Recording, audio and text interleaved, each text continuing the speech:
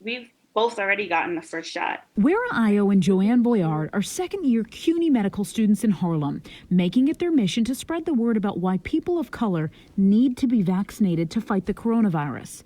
The two are co-chairs of the White Coats for Black Lives, helping raise awareness about medical racism and informing future physicians so the same mistakes are not made. Living here in Harlem, I can see the discrepancies of like Wara said, the food deserts, the lack of adequate health care. These women are trying to become doctors to treat underserved communities that look like them. My mom's African American, generational African American, so from slavery or sharecropping, the civil rights movement, like that's my background.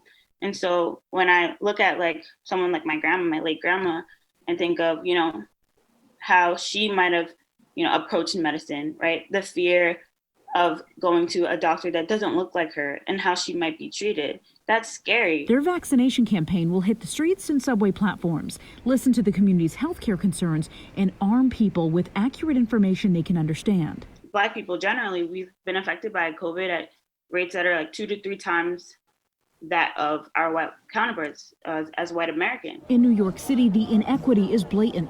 48% of everyone vaccinated has been white, while only 11% are black.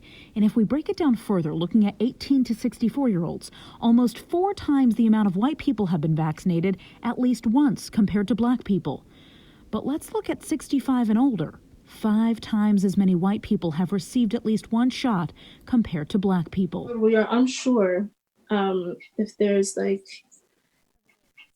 an intentional refusal for the vaccine because of the mistrust that we have experienced throughout, for generations, or if, like lack of allocation of the vaccines to these communities. It's a question they want city leaders to answer, wondering if they're doing enough to show Black Lives Matter in healthcare, hands up! Don't shoot! in schools, and across this city. That trust isn't going to be built overnight. It's not going to be built in a week, because for generations and generations, that trust was destroyed. It was obliterated. Black Lives!